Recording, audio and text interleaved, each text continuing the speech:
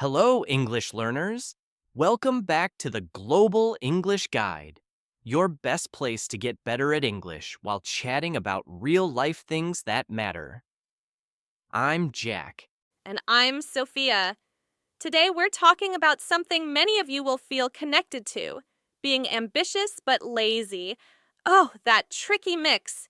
You want to do big things, but when it's time to work, suddenly your bed feels like the coziest spot in the world. Or you open YouTube to find ideas, and the next thing you know, you've watched 5 videos on how to get things done, but haven't done anything yourself. Haha, that's so true. But don't worry, you're not alone. Today, we'll explain why this happens and share some easy tricks to help you get past it. Let's start with a question for everyone listening. Think about your biggest dream right now. Maybe you want to open a shop, learn a new language, or get fit. You can imagine it so clearly, right? Yes, you can see yourself as that future you, successful, happy, and in control. But then real life comes in, and instead of doing something, you suddenly need to check your phone, tidy your table, or make a big plan before you even start. That's where the trouble starts. We spend so much time thinking, planning, and dreaming about our goals that we never really start. And if we do start, we feel too much stress and stop.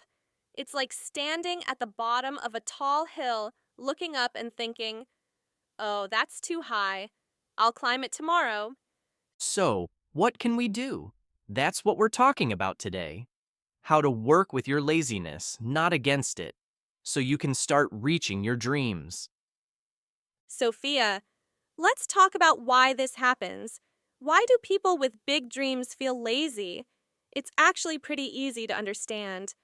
Our brains love big dreams, but they don't like big work. When something feels too hard, our brain tells us to stay away from it. Think about it like this. Imagine you have to run a long race, 2 kilometers. If I told you to start running right now with no practice or warm up, how would you feel? I'd feel like I'd fall down after 100 meters. That's how big dreams feel. You see how far you are from your goal, and it feels impossible. So you just stay in bed and watch videos instead. The first thing we need to do is stop thinking about the whole race. Just think about the first step. Instead of making long lists of things to do, let's try something new. Something that helps you start, not just plan. I'm curious. What's the trick? Instead of writing down a lot of things you need to do, write about your day as if you already did everything. Wait, you mean act like I've already finished? Yes. Instead of saying, I need to study today, write, I sat down, studied for an hour, took a break, and felt so good after. It's like creating a picture of success in your mind. Oh, I get it. So instead of a stressful list, I'm making a story of winning. It feels like I already did it. Yes, your brain sees it as something you can do, not something too big.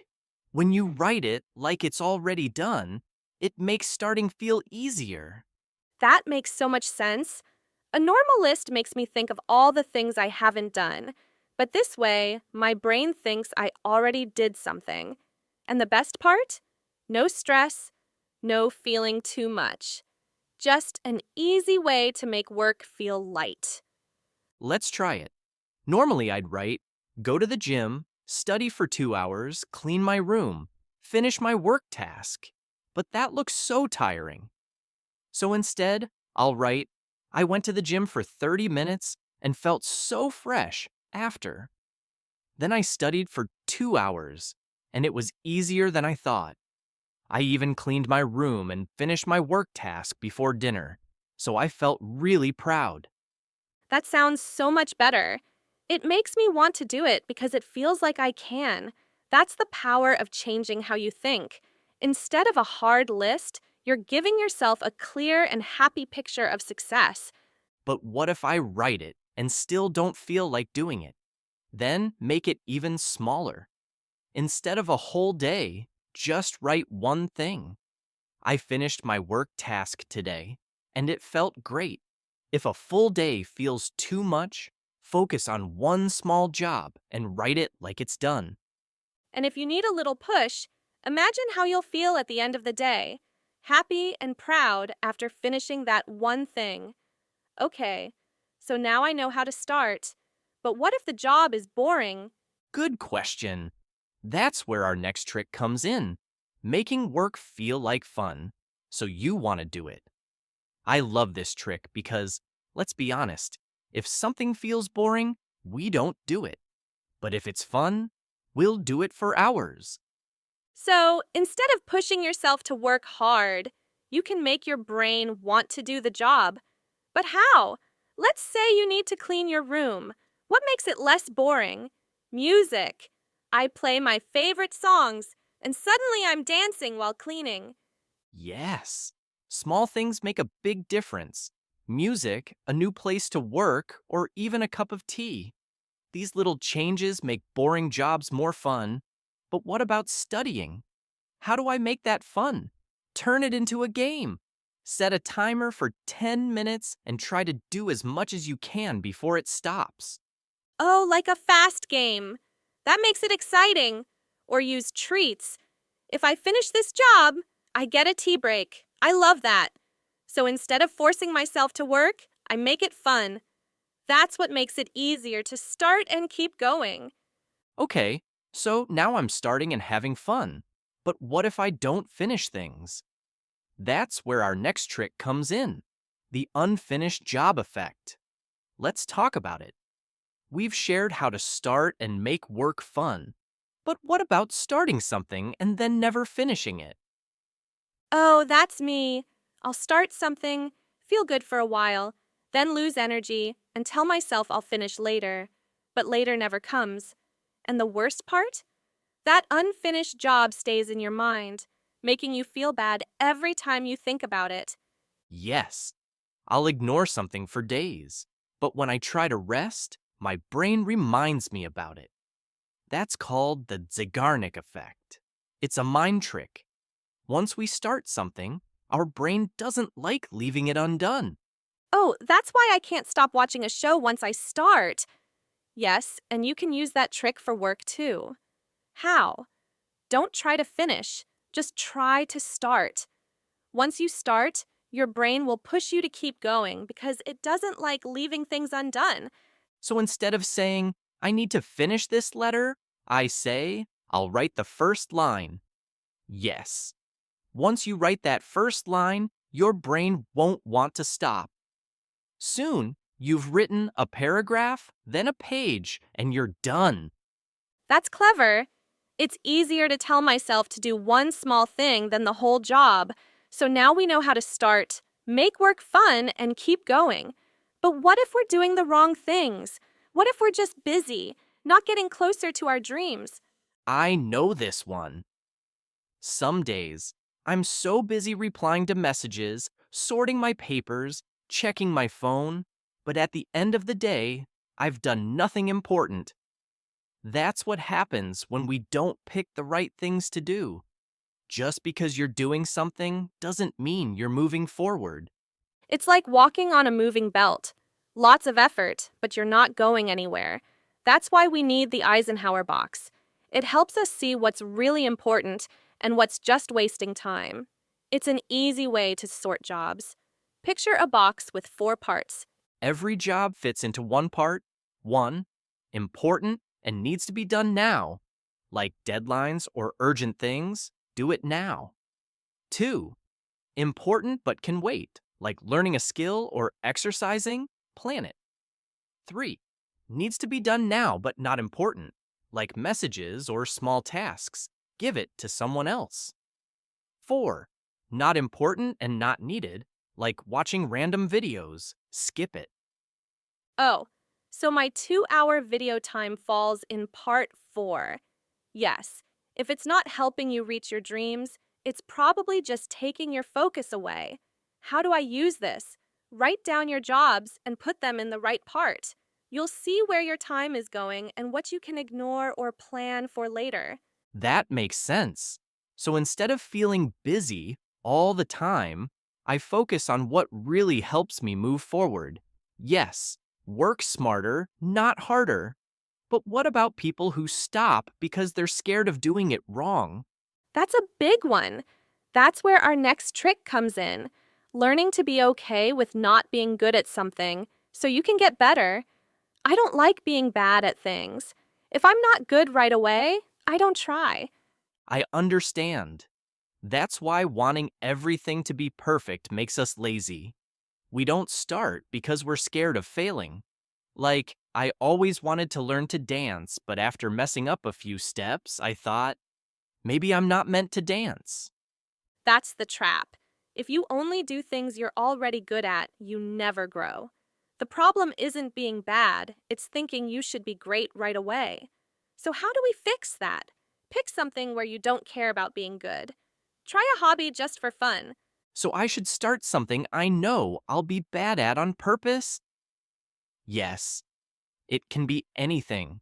Funny dancing, baking messy cakes, drawing simple shapes, just something where you can enjoy doing it, not worry about being perfect. So, I can be bad at something and still have fun? Yes. When you stop being scared of failing, you start more things, and that's how you really grow. That makes sense. But if I start something new, how do I keep going and not fall back into old ways? Good question. That's where our last trick comes in. Learning to think like the person you want to be. I'm curious. Instead of asking, what should I do? Ask, what would my future successful self do? I like that.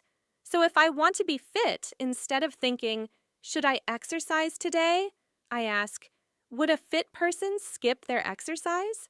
Yes. Your brain starts acting like that future you. And the more you do it, the more it becomes your habit. How do I do this? First, write down your daily routine, how you spend your time, your habits, everything. So I make a picture of my life right now. Yes. Then write a future self routine, what your dream successful you would do in a day. So, if I want to be a person who gets things done, my future self would wake up early, work with focus, and finish jobs without getting lost in other things. Yes. Then look at both routines and find small habits you can start now to get closer to that future you. That's so smart. Instead of waiting for a perfect time to change, I start acting like my future self today. Yes. When you think like your future self, your choices start matching your dreams. Wow, these tricks really work. No more excuses. Before we finish, let's go over some keywords with our vocabulary helper, Lily. Hi everyone, it's Lily. I'm here to explain some important words from today's episode so you can understand them better. Ambitious. Wanting to do big things and succeed. Example. Tara is ambitious. She wants to be a teacher one day. Stressed. Feeling too much pressure or worry. Example. He felt stressed with all his schoolwork due this week. Delay. To wait or put off doing something. Example. Sam's delay made him finish his homework at the last minute. Reaction. Something you do naturally without thinking. Example. When she heard a loud sound, her reaction was to hide. Finished. Completed something successfully. Example. After months of running, he finished his goal of a long race. Focus. Things that take your attention away from your work. Example.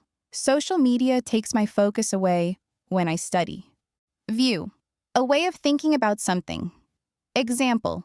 From his view, the problem wasn't as big as it seemed. Perfect. Wanting everything to be the best, which can slow you down. Example. Her need to be perfect made her rewrite the same line many times. Suspense. A story ending that makes you want to know more. Example. The movie ended with suspense, so I can't wait for the next part. Give. Passing a job to someone else. Example, a good leader knows how to give small jobs to their team. Watching. Watching many episodes or videos one after another. Example, she spent the weekend watching her favorite show all day. That's all for today. These words will help you understand today's topic and use them in real chats. Try them out. Thanks, Lily. That was so helpful. Yes, these words are great for talking about getting things done and habits. That's the end of today's episode. See you next time on the Global English Guide. To keep getting better at English, watch the next video or check out the other videos we picked for you. Bye for now.